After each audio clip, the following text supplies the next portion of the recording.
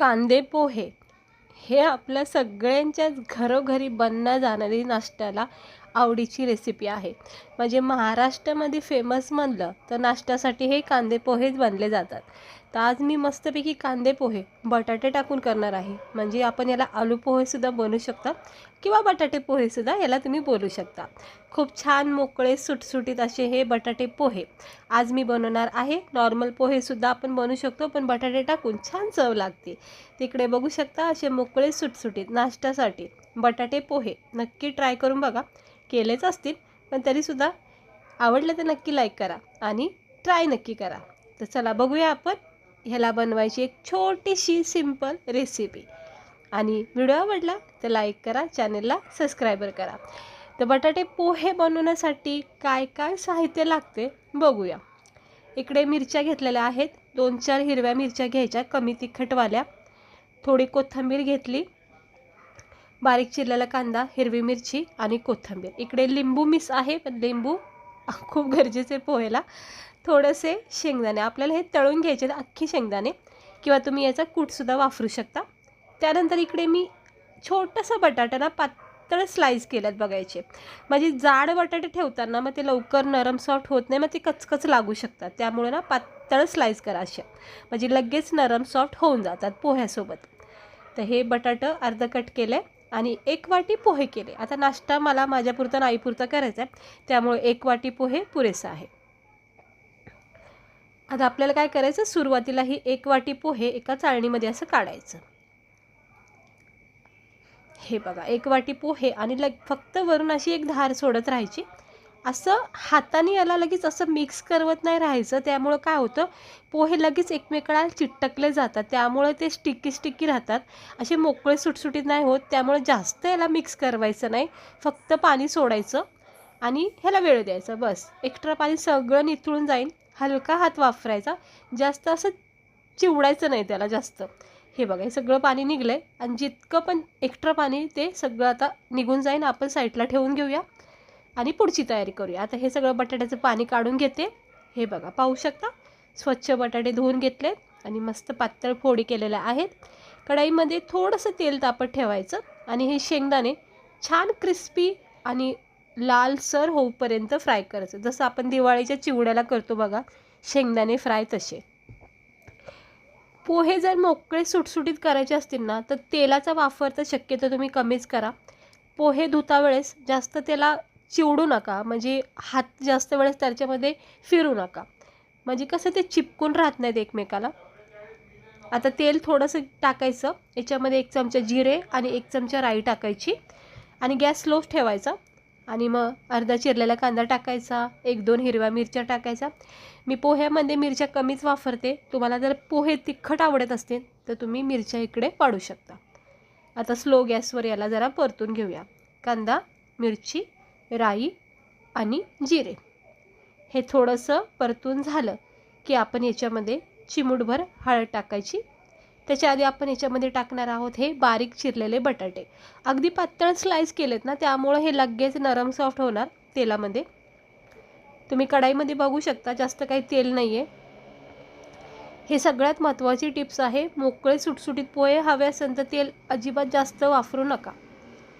आता बघा हे मिक्स केलेले आहेत बटाटे, जिरे, कांदा, मिरचीसोबत, राईसोबत. थोडीशी चिमूटभर हळद आणि चिमूटभर मीठ टाकायचं आणि ही बटाट्याला सगळी कोटिंग लावून घ्यायची. म्हणजे कांदा मिरचीला तर कोटिंग लागतीच हळद मिठाची, सोबत बटाट्याला छान चव येते. हे असं मिक्स केलं की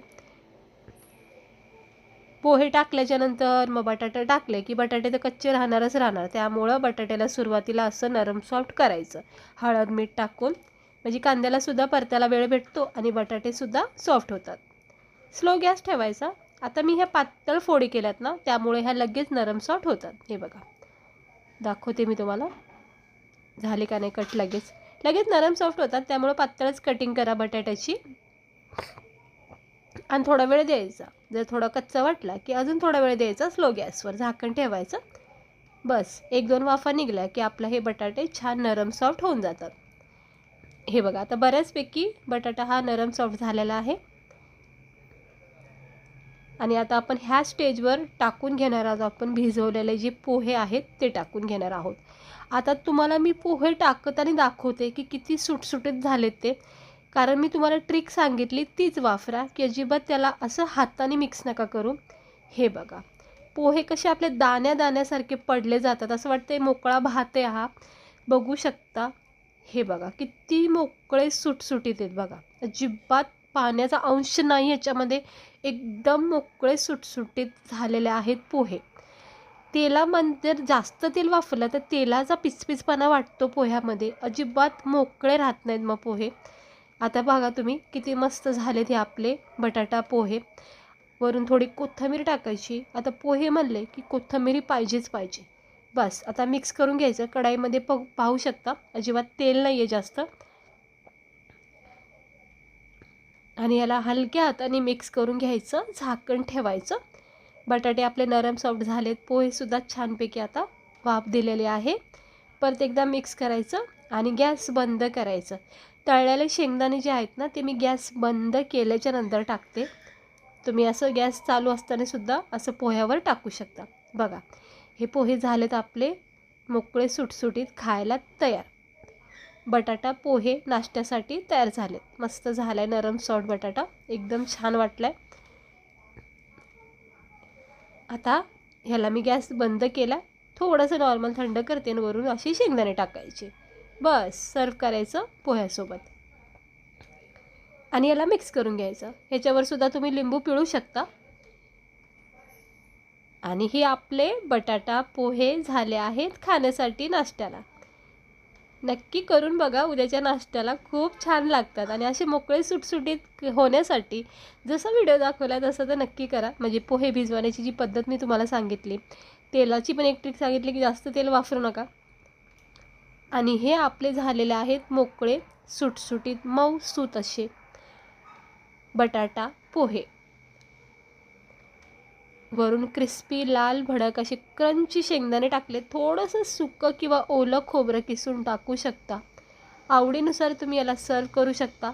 गरमागरम चहा आणि हे बटाटे पोहे जर असेल तर नाश्ता हा अप्रतिमच होतो. कारण आवडीचा हे आपला नाश्ता आहे, याच्यामध्ये प्रश्नच नाही. तर कशी वाटली तुम्हाला आपले हे बटाटा पोहेची रेसिपी? झालेत का नाही मोकळे सुटसुटीत? आणि हा क्रिस्पी शेंगदाणा एकदम भारी वाटतो खाता क्षणी, मस्त वाटतो. झणझणीत केलेत. फक्त इकडे कमी आहे ती फक्त आणि फक्त लिंबूची. असं मस्त लिंबू कट करायचं, वरून लिंबू पिळायचं आणि गरमागरम चहासोबत याचा आस्वाद घ्या. तर नक्की ट्राय करून बघा. घाई असेल तर सोप्या पद्धतीचे हे बटाटा पोहे करून बघा. चला भेटते मी तुम्हाला पुढच्या व्हिडिओमध्ये एका अशा छानशा नाश्त्यासोबत. नाश्ता दाखवत आहे मी तुम्हाला आता येणाऱ्या सोमवारपर्यंत. चला व्हिडिओ आवडला असेल तर लाईक करा, चॅनेलला सबस्क्राईबर करा.